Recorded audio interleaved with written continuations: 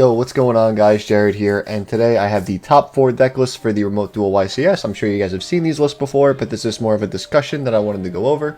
I think these deck lists actually have a lot of good, interesting points and cards that they played and tech choices that led them to go a little bit farther than the other competitors of the event. And yeah, before I jump into this video and start talking about these deck lists, a friendly reminder to subscribe. It helps keep you motivated for making videos like these and to keep content coming out as much as I possibly can. But yeah, jumping in, we're going to start with the first place deck list, Kamal Crooks. So we played, just going through them really fast, 3 Fractal, 3 Nerval, 1 Caress, 1 Kit, 3 Warbler, 3 Barrel Canary, the Sparrow and the Kobold, I believe they're called. I'm not positive on all the Weir list names, but you can see them here. 1 DD Crow, 1 Miss Valley Apex Avion, 1 1-for-1, 1 Foolish Burial, 1 Tenki, 3 Pot of Desires, 3 Triple Tactics Talents, 3 Droplets, 3 Bird Call, and 3 Imperm. For the extra deck, we have 1 of the Tri-Brigade Link 4, 1 of the Link 3, 1 of the Link 2, Access Code, Appaloosa, Samorg Link, the Ancient Warriors Link, Almirage, F-Zero, and Utopic Future, 2 of the Weir list links, rank 1 that searches, 1 of the Weir list rank 1 that bounces, 1 of the ones that attacks directly, and 1 Zeus. For the side deck, the Gamma package, 2 Nibiru, 3 Lightning Storm, 2 Cosmic Cyclone, 1 Red Reboot, and 3 Harpy's Featherstorm. Now there's a couple things in this list that actually I am kind of impressed with. One of them, I think Triple Tactics Talents, currently as a card, is very strong. It helps play through a lot of things. Also, I know that the Bird deck has a couple of consistency issues. So what happens is you can have something like Fractal get negated going into a board, and then if they hit it here, it allows you Triple Tactics Talents to draw 2, and then you have plenty of extenders in this deck, like Foolish Burial and Bird Call and things like that, to be able to keep playing. So I think this card's actually really good to help break boards. And of course, if you can already play, there's no reason where you need to draw. You can just take the Baron the Floor and use the Baron the Floor's effect to destroy an opponent's monster or something like that. Or you can also take control of an Exceed monster, maybe attack, make your own Zeus to be able to help clear the board. So there's a lot of options and variety for Triple Tactics Talents, and I think it actually comes up a lot. The other good thing I liked was the 3 Droplets in the main deck. Very good for breaking boards, very good to out things like Scythe, Winda, etc. and etc. For other things that stuck out to me, it was nothing too crazy. I like the Harpy's Featherstorms, very good. If you get blocked and you end on a Winged Beast, you can just make it so they have to pass their turn. The 2 Nibiru I'm not too much of a fan of. I would rather have it be a 3 of or something like that, but Red Reboot I understand is a very strong card, and you have to make room, so I understand the Nibiru and the Cosmics. But yeah, that's it for this list. We're going to go on to the second place deck list, which is Walter Jewell's list. We have 1 Protoss, 3 Light Tenyi, 3 Dark Tenyi, 3 Wongyung, 2 Taya, 3 Moye, 3 Ecclesia, 3 Ash Blossom, 3 Valor, 3 Adhara, 3 Desires, 3 Emergence, 3 Vessel, 3 Imperm, 1 of the Sword Soul Trap, 1 Imperial Order, for the main deck at least. And then for the extra deck, we have 1 Shaman, 3 Monk, 3 of the Sword Soul level 8 Synchro, 1 of the level 10 Synchro, 1 Baron the Floor, 1 Chao Fang, 1 Yazi, 2 Boxia, 1 of the Berserker Tenyi Synchro, 1 Zeus, and 1 Gallant Granite. And then for the side deck, we have 3 Cosmic, 3 Droll, 2 of the Nibiru, 3 Gamma package, and then the 3 Token Collectors in the side deck. Things that stood out to me in this deck was in particular, everybody is playing, for the most part, was the Water Tenyi in the Dragon Cycle. This highest placing Sword Soul deck was playing 3 Vessel with 3 of all the Tenyis. I'm very happy about that. It feels like it works very well. He also decided to play a hand trap build, which is kind of very important because you have an option to either play hand traps or break your board. His logic in watching the video of the deck profiles, he has said in his own words he wanted to stop them from making the board in the first place rather than trying to break a board. So I feel like that's very important. And he even said Protoss isn't even that good right now. I'm 50-50 on that statement. Like, the way he described it, I understood it, but it also definitely hinders a lot of plays in the current meta. So I don't know, 50-50. But yeah, extra deck was pretty standard besides the Gallant Granite and the Zeus package. It's just a way to search Nibiru. I think he said that he needed a way to out Token Collector 2 if he summoned it. So you can use it to overlay into Gallant Granite and then get Nibiru, which isn't too bad. And you can swing with the Gallant Granite, put Zeus on top of it, so you still get an interruption. You still have the Token Collector in the graveyard, because obviously we're playing this in there in the mirror match. So it's very powerful regardless. And then for the side deck, everything was pretty straightforward. Like I said, he put Triple Token Collector very strong against the mirror match. He just needed a way to out it. And yeah, that's pretty much it. Everything else was pretty standard. And we'll go on to the next place deck list, which is the Beat Trooper deck list.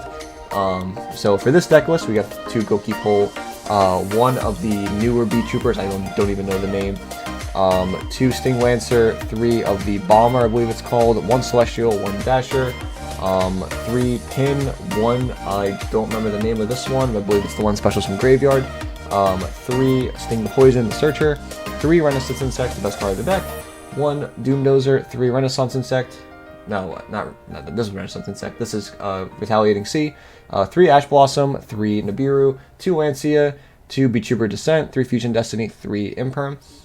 For the extra deck, we have DPE, Link Spider, Almirage, Halki Fiber X, Predaplant, Win, very important, the Insector Link, 2 Beat Trooper Links, 1 Unicorn, 2 of the Butterfly Link, that's someone's insect from the Graveyard Link 3s, 1 Beat Trooper Atlas, 1 Access Code, 1 Apo, and then for the side deck, he sided the 1 Normal Monster Insect, 2 Draw Lockbird, 3 Token Collectors, 1 Harpy's Feather Duster, 2 Cosmic Cyclones, 3 Dimensional Barrier, and 3 Evenly Match. This list, I'm not going to sit here and pretend to be a bug expert. I am not a professional insect deck whatsoever. I have never played this deck. I have tried it. I did not like it. That was just my opinion of it.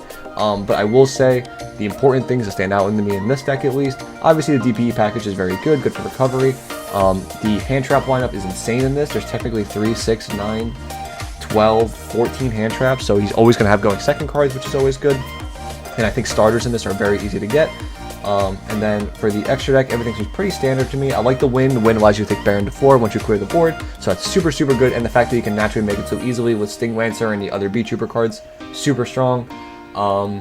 And then for the side deck, triple token collector again. These players were ready for Sword Soul, 3-dimensional barrier. They were super ready for Sword Soul. Evenly match. I said in my profile I did not like this card, but it might have worked for this player better than it did for me. Cosmics and Harpies, they did not like back row. I completely agree. That's what I was scared of. 2 Duel Lockbird. I think this is like one of the best hand traps of the format. Against certain decks, it just ends their turn. But this player decided to play 2. If with all these other hand traps, I can understand why they wouldn't want to play too many hand traps. And then the 1 Insect Normal Monster. Well, for the Goki Pole, this allows for going second, so you can add this to your hand, destroy a monster, and special summon it, rather than just add a monster to your hand with Goki Pole. So it's so good for going second, helps break boards, and makes Goki Pole an even better extender than it already is. Yeah, I like the list a lot. Obviously, it did very well. It was the highest placing Beat Trooper list. So yeah, congratulations to him, and congratulations to all these players, of course. And then for our 4th place deck, we have another bird deck, but this is a very different bird deck than Kamal's list. I think this is really, really cool how we can see 2 decks in the top 4 that are so different. Again, I'm not going to pretend to know all these birds' names. We have 1 Bluebird, 3 of the Warbler, 3 Brownbird, 3 Burial Canary. I think this is Wagtail, 2 Wagtail, 1 Cuirass, 1 Kit, 3 Nerval, 3 Fractal, 1 of the Wind Barrier statue, 1 Foolish Burial, 1 Tenki, 1 1-for-1, 3 Where Art Thou's, 3 Bird Call, 3 Pot of Prosperity, 3 Forbidden Droplet, 3 Dark Ruler No More, and 1 Tri-Brigade Oath. And then he also played the Utopic rank 1, the Realistic rank 1, that attacks directly, one of the ones that bounces, 2 of the Searcher Recital Starlings, 1 Downer Magician, 1 F-Zero, 1 Utopic Future, 1 Zeus, 1 Almirage, 1 of the Ancient Warrior Link 2, 1 Fairjit, 1 Harpy Conductor, 1 Simorg Link, and 1 of the Tri-Brigade Link 4. And then for the side deck, we have 1 Apex Avion, 1 Harpy's Fire Duster, triple Twin Twister, triple Mystic Mine, 1 Red Reboot, triple of the Trap Trick, and triple Harpy's Featherstorm. This is actually really, really cool. This list is so unique in so many ways as to other Burrow lists that I've seen, and I really wish that this build won, because I think there's a lot to learn from a list like this. The only thing that confuses me is if this list wants to go first or second. I know the bird deck has a lot of ways to break a board, so maybe this wants to go second with the triple Dark Ruler, triple Droplet. But this is very interesting. He's playing through boards like it's no problem, as well as playing around cards like this with the Oath in the main deck, and still being able to lock them out of special summoning with the Barrier statue. That's absolutely crazy to me in my head. And then to top it all off, he's even adding, I'm assuming adding consistency with Where Art Thou, the fact that you can search your extenders, that you can search your Nerval, you can search all your other birds when you need them. I think that's super, super cool. There's so much to do here. For the extra deck, I couldn't even tell you the purpose of this Utopia card. I don't even know what it does, but I'm sure there was a very good reason for it. And that was it for the extra deck that was unique. He plays the Harpy Conductor, and that is strictly because he plays the Feather Storms in the side deck, so he can play them out of his hand rather than having to set them and put them at risk. The one Apex Avian for the side deck, this is to negate, you know, any cards when he knows he's going first, I'm assuming, so he can put in cards that are, he puts this in so he can counter, like, cards that break the board, like, this is a very generic Omni-Negate, break things like Evenly Match and whatnot. And then everything else is pretty standard. Mystic Mine, obviously, it's very good for breaking board. They can't do anything, even though you can go, like, Dark Hole or Mystic Mine, they can just sit on it and not have to worry. And then the Trap Chicks to even get to the Harpy's Featherstorm even more. So, like, going, when he sides in, it's, like, super game, you know? We have Apex Avian Featherstorm, like, you're not breaking that. You just can't play. Red Reboot for back row, Twin Twister Harpies for back row, like, everything's so good. It all makes sense when you look at it, and I think this is, like, the most coolest, unique list that there was, and I couldn't stress that enough. So congratulations to him and to all these players, everyone here. Congratulations to all of them. They all did great. And yeah, so I hope you guys enjoyed the video of these interesting cards that these top 4 players played. I think this is very unique. It shows that there was still innovation in this format that we probably could say was all solved, even though the ban list was coming out in hopefully a couple of days. So yeah, this was the top 4 list. I appreciate it. Hope you guys enjoy watching. Please subscribe, and I'll see you in the next video. Bye.